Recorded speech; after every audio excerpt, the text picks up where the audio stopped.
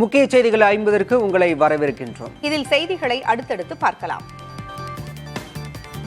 India Pakistan எல்லைப் பகுதியில் பதற்றமான சூழல் நிலவி வரும் நிலையில் பிரதமர் நரேந்திர மோடியை விமானப்படை தலைமை தளபதி AP சிங் சந்தித்து பேசியுள்ளார். டெல்லியில் பிரதமர் இல்லத்தில் நடைபெற்ற இந்த சந்திப்பில் பேசப்பட்டது குறித்த தகவல் எதுவும் வெளியிடப்படவில்லை. ஏற்கனவே பிரதமர் மோடியை சந்தித்த கடற்படை தலைமை தளபதி தினேஷ் திரிபாதி அரபிக்கடல் பகுதியில் நிலவும் சூழல் குறித்தும் அங்கு மேற்கொள்ளப்படும் கடற்படை நடவடிக்கைகள் குறித்தும் விவரித்ததாக கூறப்படுகிறது. ஜம்மு காஷ்மீர் எல்லைப் பகுதியில் தொடர்ந்து 10வது நாளாக பாகிஸ்தான் ராணுவம் அத்துமீறி தாக்குதல் நடத்தியுள்ளது. குப்வாரா, பாரமுல்லா, பூஞ்ச், ரஜோரி, நவ்ஷரா, அக்னூர் ஆகிய 8 இடங்களில் பாகிஸ்தான் ராணுவத்தினர் துப்பாக்கிச்சூடு நடத்தியுள்ளதாக கூறப்படுகிறது. எனினும் இந்த தாக்குதல்களை இந்திய எல்லை பாதுகாப்பு படையினர் துரிதமாக செயல்பட்டு முறியடித்திருப்பதாக தெரிவிக்கப்பட்டுள்ளது. பாகிஸ்தான் முன்னாள் பிரதமர் இம்ரான்கான், முன்னாள் அமைச்சர் பிலாவல் பூட்டோ ஆகியோரின் எக்ஸ்தல கணக்குகள் இந்தியாவில் முடக்கப்பட்டுள்ளன. பகல்காம் தாக்குதலை தொடர்ந்து பாகிஸ்தானைச் சேர்ந்த பிரபலங்களின் சமூக வலைதள கணக்குகள் முடக்கப்பட்டு வருகின்றன. மத்திய அரசின் சட்டப்பூர்வ கோரிக்கையை ஏற்று இந்த நடவடிக்கை மேற்கொள்ளப்பட்டுள்ளது. இளநிலை மருத்துவ படிப்பில் சேருவதற்கான நீட் எனப்படும் தேசிய தகுதிக்கான நுழைவுத் தேர்வு நாடு முழுவதும் நடைபெற்றது. இதனை சுமார் 23 லட்சம் பேர் எழுதினர். தேர்வு மையங்களில் மாணவர்கள் கடும் சோதனைக்கு பின்னரே அனுமதிக்கப்பட்டனர். தேர்வில் இயற்பியல் பாட வினாக்கள் சற்று கடினமாகவும், உயிரியல் பாட வினாக்கள் சற்று எளிதாகவும் இருந்ததாக மாணவர்கள் தெரிவித்துள்ளனர். சென்னை ஆவடியில் மின்வெட்டு ஏற்பட்டதால் நீட் தேர்வு எழுத கூடுதல் அவகாசம் வழங்க கோரி பெற்றோர்களும் மாணவர்களும் சாலை மறியலில் ஈடுபட்டனர். ஆவடி சுற்றுவட்டார பகுதிகளில் காற்றுடன் திடீரென பெய்த கனமழையால் மின்வெட்டு ஏற்பட்ட நிலையில் ஜன்னல்களும் கதவுகளும் அடைக்கப்பட்டன. இருளில் தேர்வு எழுத முடியாமல் கேந்திரிய வித்யாலயா பள்ளியில் நீட் தேர்வு எழுதிக் கொண்டிருந்த 464 மாணவர்களும் பாதிக்கப்பட்டனர். வேலூரில் நீட் தேர்வு மையத்தில் அடிப்படை வசதிகள் இல்லை என்று பெற்றோர்கள் தரப்பில் புகார் எழுந்த நிலையில் நீட் தேர்வை நடத்துவோர் மற்றும் பொறுப்பாளர்கள் கேட்டதை மாவட்ட நிர்வாகம் செய்து கொடுத்துள்ளதாக ஆட்சியர் விளக்கமளித்துள்ளார். ஆட்சியர் சுப்புலட்சுமியை தொடர்பு கொண்டு கேட்டபோது நீட் தேர்வு தனியார் மூலம் நடத்தப்படுகிறது என்றும் அதற்காக நியமிக்கப்பட்ட பொறுப்பாளர்களுடன் ஆலோசனை நடத்தப்பட்டதாகவும் கூறினார். தேர்வு மையத்திற்கு வெளியே பந்தல் போடுவது, தண்ணீர் வைப்பது குறித்து பொறுப்பாளர்கள் கேட்கவில்லை என்றும் விளக்கமளித்துள்ளார். நீட் தேர்வு அச்சத்தால் மேல்மருவத்தூரைச் சேர்ந்த கயல்விழி என்ற மாணவி தன் இன்னுயிரை மாய்த்துக் கொண்ட செய்தி அதிர்ச்சி அளிப்பதாக கூறியுள்ள எதிர்க்கட்சித் தலைவரும் அதிமுக பொதுச் செயலாளருமான எடப்பாடி பழனிசாமி நீட் தேர்வு விவகாரத்தில் தேர்தல் அரசியல் செய்ததாக கடுமையாக விமர்சித்துள்ளார். இது தொடர்பாக எக்ஸ் தளத்தில் பதிவிட்டுள்ள அவர், ரகசியம் இருக்கிறது, ஆட்சிக்கு வந்ததும் பாருங்கள் என பேசியதெல்லாம் எங்கே போனது என வினவியுள்ளார். மாணவ மாணவியரின் மரணங்களுக்கு உரிய நீதியை மக்கள் நிச்சயம் வழங்குவார்கள் எனவும் அவர் குறிப்பிட்டுள்ளார். மத்திய அரசின் அதிகார அமைப்புகளுக்கு பயந்து பாஜகவுடன் சேர்ந்த அமலாக்கத்துறை கூட்டணிதான் அதிமுக கூட்டணி என திமுக அமைப்பு செயலாளர் RS பாரதி விமர்சித்துள்ளார். மத்திய அரசின் புதிய கல்விக் கொள்கைக்கு எதிர்ப்பு தெரிவித்து தமிழ்நாட்டின் உரிமைகளுக்காக திமுக தொடர்ந்து போராடி வருவதாக தெரிவித்துள்ளார். நீட் தேர்வுக்கு அனுமதி, ஒரே நாடு ஒரே தேர்தல் திட்டத்திற்கு ஆதரவென மத்திய அரசுக்கு துணையாக நின்ற விஷயங்கள் எல்லாம் அதிமுக வரலாற்றின் கருப்பு பக்கங்கள் என்று RS பாரதி அறிக்கையில் விமர்சித்திருக்கிறார். சென்னை மற்றும் புறநகர் பகுதிகளில் பலத்த காற்றுடன் மழை பெய்தது. ஈக்காட்டுத்தாங்கல், வடபழனி, கோயம்பேடு உள்ளிட்ட பகுதிகளில் மழை பெய்தது. புறநகர் பகுதிகளான அம்பத்தூர் மற்றும் சுற்றுவட்டார பகுதிகளில் புழுதி காற்றுடன் கனமழை பெய்தது. குறிப்பாக ஆவடியில் பெய்த கனமழையால் சாலைகளில் குளம்போல் மழைநீர் தேங்கியது. இதனால் வாகன ஓட்டிகள் அவதிக்கு ஆளாகினர். இதேபோல் செங்குன்றம், பெரியபாளையம், கும்மிடிப்பூண்டி, ஆரம்பாக்கம் சுற்றுவட்டார இடங்களில் இடிமின்னல், பலத்த காற்றுடன் கூடிய மிதமான மழை பெய்தது. பூந்தமல்லியில் சூறைக்காற்றுடன் கனமழை பெய்ததால் திரையரங்கின் மேற்கூரை இடிந்து விழுந்தது. சென்னை மற்றும் புறநகர் பகுதிகளில் நேற்று மாலை கனமழை பெய்தது. அப்போது பூந்தமல்லியில் உள்ள திரையரங்கின் மேற்கூரை இடிந்தது. இதையடுத்து சினிமா பார்த்துக் கொண்டிருந்த ரசிகர்கள் பாதுகாப்பாக அங்கிருந்து வெளியேற்றப்பட்டனர். நல்வாய்ப்பாக பெரும் அசம்பாவிதம் ஏதும் ஏற்படவில்லை.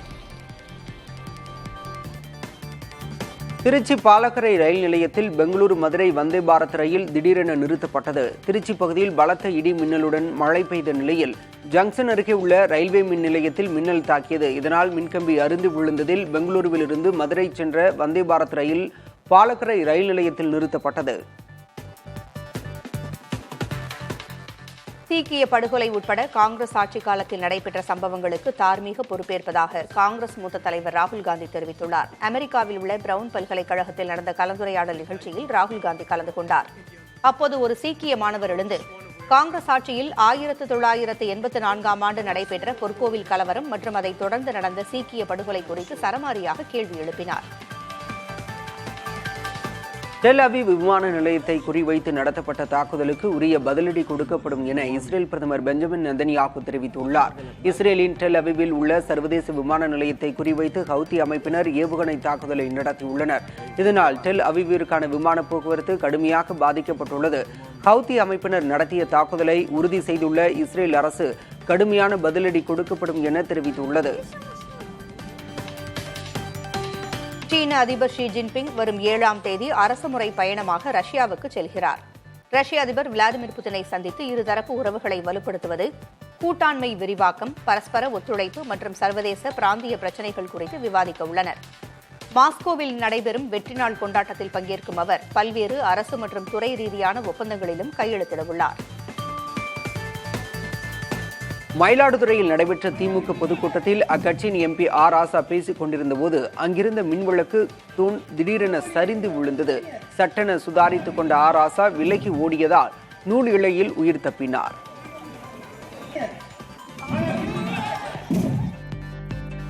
சென்னையில் கட்டுமான பணியின் போது விதிமீறலில் ஈடுபட்டால் 10,000 ரூபாய் முதல் 5 லட்சம் ரூபாய் வரை அபராதம் விதிக்கப்படும் என்று மாநகராட்சி எச்சரித்துள்ளது. சென்னை மாநகராட்சி சார்பில் தூய்மையான மற்றும் பாதுகாப்பான கட்டுமானம் குறித்த வழிகாட்டு நெறிமுறைகள் வெளியிடப்பட்டுள்ளன. அதில் 1 ஏக்கர்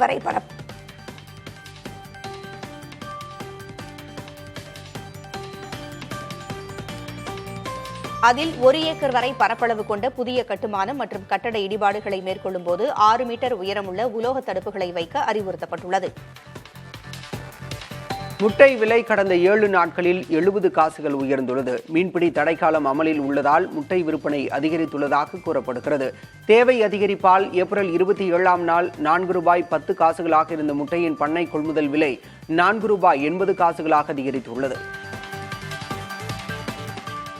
ஐபிஎல் தொடரில் ராஜஸ்தான் அணிக்கு எதிரான போட்டியில் கொல்கத்தா அணி 1 ரன் வித்தியாசத்தில் த்ரில் வெற்றி பெற்றது. முதலில் பேட்டிங் செய்த கொல்கத்தா அணி 4 விக்கெட்டுகளை இழந்து 206 ரன்களை எடுத்தது.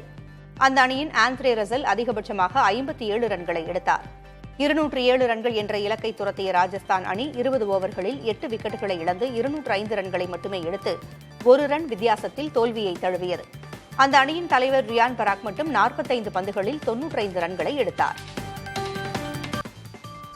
கொல்கத்தா அணிக்கு எதிரான போட்டியில் ராஜஸ்தான் கேப்டன் ரியான் பராக் தொடர்ச்சியாக 6 சிக்சர்களை விளாசி அசத்தினார். அதில் ஒரு சிக்சர் எல்லைக்கோட்டுக்கு வெளியே நிறுத்தி வைக்கப்பட்டிருக்கும் காரையும் பதம் பார்த்தது.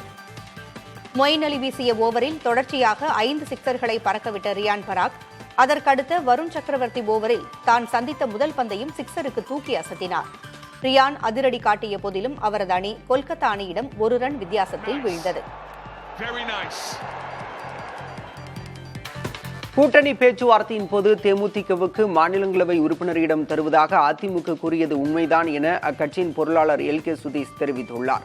அதிமுக அளித்த உத்தரவாதத்தால் தான் 2024 மக்களவைத் தேர்தலில் தாம் போட்டியிடவில்லை என்றும் கூறியுள்ளார். நேரம் வரும்போது அனைத்தையும் வெளிப்படையாக சொல்வதாக கூறிய சுதீஷ், அதிமுகவுடன் கூட்டணி வைக்கலாமா வேண்டாமா என்பது குறித்து தேமுதிக பொதுச் செயலாளர் உரிய நேரத்தில் அறிவிப்பார் என்றும் தெரிவித்தார். ஈரோட்டிற்கு அருகே இரட்டை கொலை சம்பவத்தில் ஈடுபட்டோரை 30 நாட்களில் கண்டுபிடிப்போம் என்று கோவை சரக டிஐஜி சசிமோகன் தெரிவித்துள்ளார். இது தொடர்பாக ஈரோடு சிவகிரி காவல் நிலையத்தில் பேட்டியளித்த டிஐஜி சசிமோகன், விளக்கேத்திக்கு அருகே வயசான தம்பதி ராமசாமி பாக்கியம்மாள் கொலை செய்யப்பட்டது தொடர்பாக 2 ஏடிஎஸ்பி தலைமையில் 12 தனிப்படைகள் அமைக்கப்பட்டிருப்பதாகவும், தனியாக வசிக்கும் வயதானவர்கள் மற்றும் வீடுகள் குறித்த விவரங்களை கணக்கெடுத்து வருவதாகவும் தெரிவித்தார். கார் விபத்தில் தன்னை கொல்ல சதி நடந்ததாக மதுரை ஆதீனம் குற்றம் சாட்டியிருந்த நிலையில் காவல்துறை விளக்கம் அளித்துள்ளது.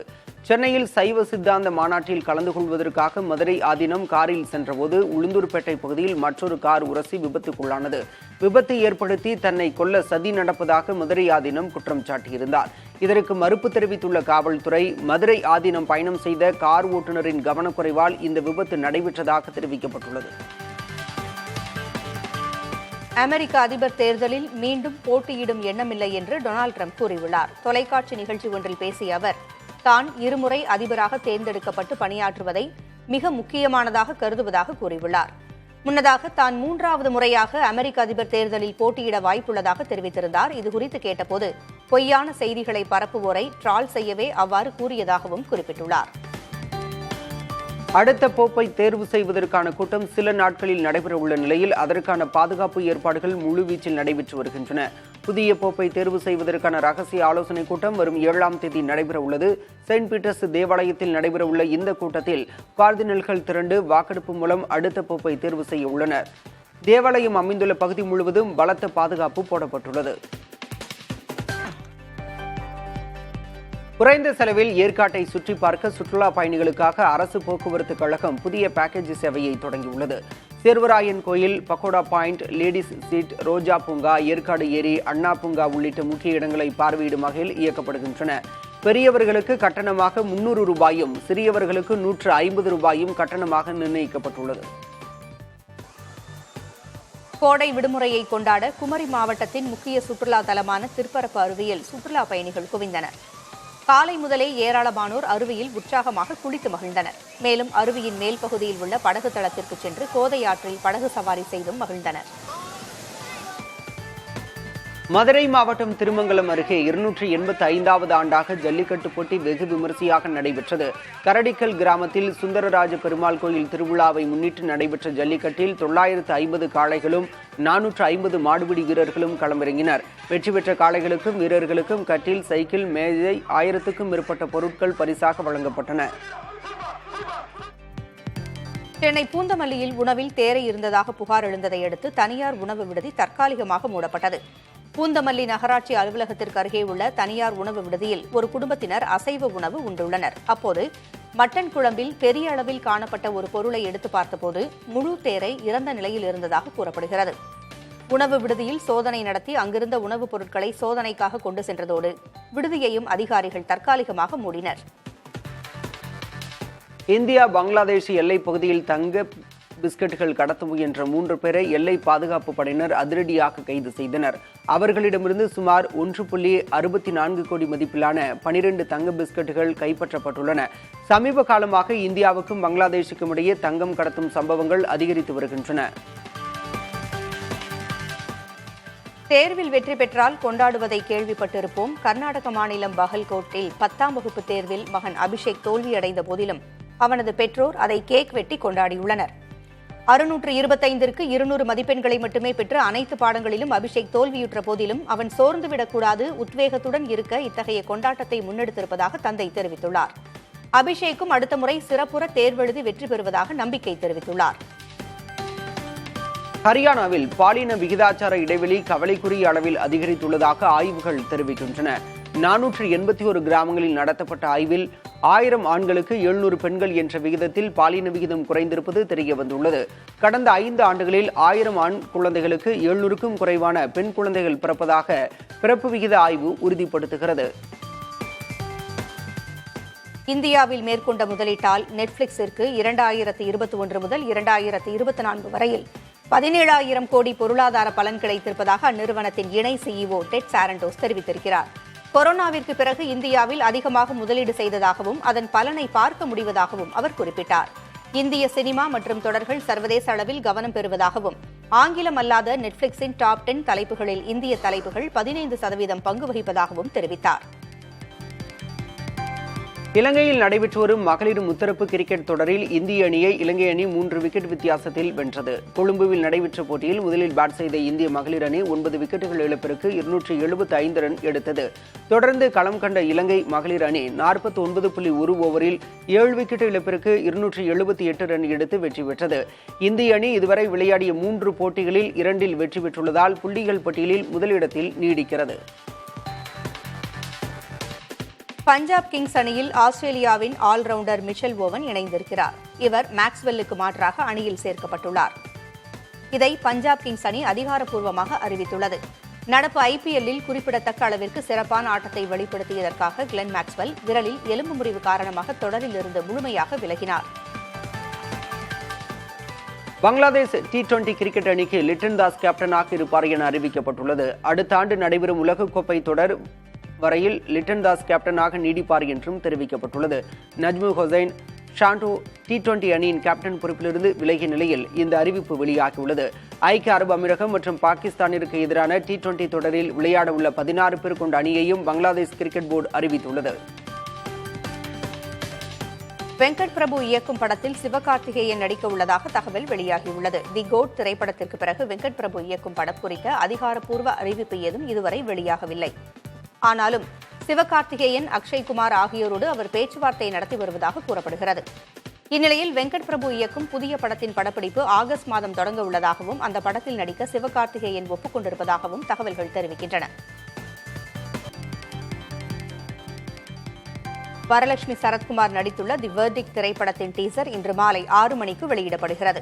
இதனை நடிகை குஷ்பு வெளியிடுவார் என்று பட தயாரிப்பு நிறுவனம் தெரிவித்துள்ளது. முழுக்க அமெரிக்காவில் படமாக்கப்பட்டுள்ள இந்த திரைப்படம் பார்வையாளர்களுக்கு புதிய அனுபவத்தை கொடுக்கும் என படத்தின் இயக்குநர் கிருஷ்ணா சங்கர் தெரிவித்திருக்கிறார். இம்மாதம் 30ஆம் தேதி இந்த திரைப்படம் திரையரங்குகளில் வெளியாகும் என்று அறிவிக்கப்பட்டுள்ளது. தெலுங்கு திரையுலகின் முன்னணி நடிகர்களில் ஒருவரான நாகார்ஜுனாவின் 100வது திரைப்படத்தை நித்தம் ஒரு வானம் படத்தின் இயக்குநர் ரா கார்த்திக் இயக்க உள்ளதாக தகவல் வெளியாகியுள்ளது. தமிழிலும் அதிக ரசிகர்களை கொண்டுள்ள நாகார்ஜுனா தற்போது தனுஷின் குபேரா மற்றும் ரஜினிகாந்தின் கூலி உள்ளிட்ட தமிழ் படங்களில் நடித்து வருகிறார். இதனையடுத்து அவர் நடிக்க உள்ள படத்தை ரா கார்த்திக் இயக்க உள்ளதாக கூறப்படுகிறது. இது நாகார்ஜுனாவின் 100வது படம் என்பதால் ரசிகர்கள் மத்தியில் எதிர்பார்ப்பு அதிகரித்துள்ளது. நடிகர் யோகி பாபு கிரிக்கெட்டை மையமாக கொண்ட ஒரு படத்தில் நடிக்க இருப்பதாக தகவல் வெளியாகியுள்ளது. உண்மை சம்பவத்தை அடிப்படையாக கொண்ட இந்த படத்தை பொம்மை நாயகி திரைப்படத்தை இயக்கிய ஷான் இயக்க உள்ளார். படத்திற்கான முன் தயாரிப்பு பணிகள் முடிவடைந்திருக்கும் நிலையில் படப்பிடிப்பு விரைவில் தொடங்கும் என்று எதிர்பார்க்கப்படுகிறது. சூர்யா 45வது படத்தில் எடுக்கப்பட்ட புகைப்படத்தை வெளியிட்டு நடிகை த்ரிஷாவிற்கு இயக்குநர் RJ பாலாஜி பிறந்தநாள் வாழ்த்துக்களை கூறியுள்ளார். RJ பாலாஜியும் த்ரிஷாவும் இருக்கும் அந்த புகைப்படத்தை பலரும் இணையத்தில் பகிர்ந்து வருகின்றனர். கோவையை கதைக்களமாக கொண்டு எடுக்கப்பட்டு வரும் இந்த திரைப்படத்தில் லப்பர் பந்து ஸ்வாசிகா, யோகி பாபு, மலையாள நடிகர் இந்திரன் உள்ளிட்ட பலரும் நடித்துள்ளனர்.